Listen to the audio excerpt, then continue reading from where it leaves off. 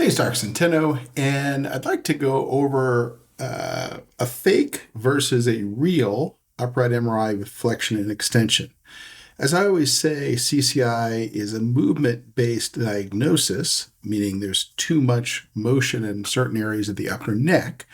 So we really need to have movement-based imaging. In this case, this is an upright MRI with flexion and extension, and I'm going to go through three of these. The first one's on the screen right now, and I came up with this little measurement here to try to estimate flexion versus extension and how much range of motion we're getting. And this is what I would call a fake upright MRI.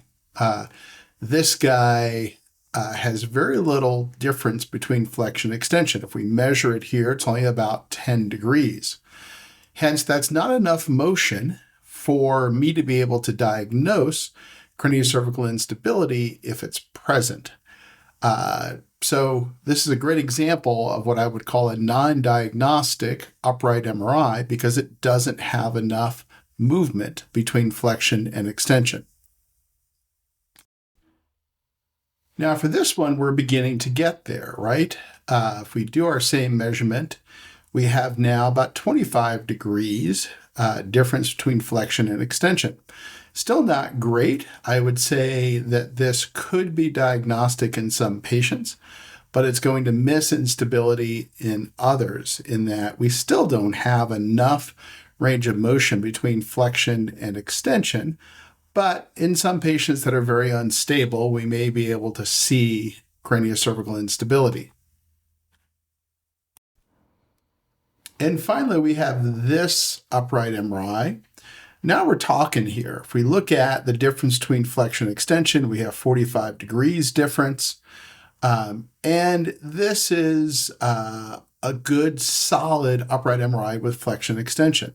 It's very unlikely to miss craniocervical instability if it's present because I've got good difference between the flexion and the extension view. Now, there are some hypermobile patients that can do better than this, right? They could probably get somewhere in the range of 70 degrees between flexion and extension. But again, critical to note that if we look at all three of these, I'm going to say that on average, about 1 in 3 to 1 in 2 of the upright MRIs that I review are non-diagnostic because they don't have enough flexion extension. So what can you do as a patient?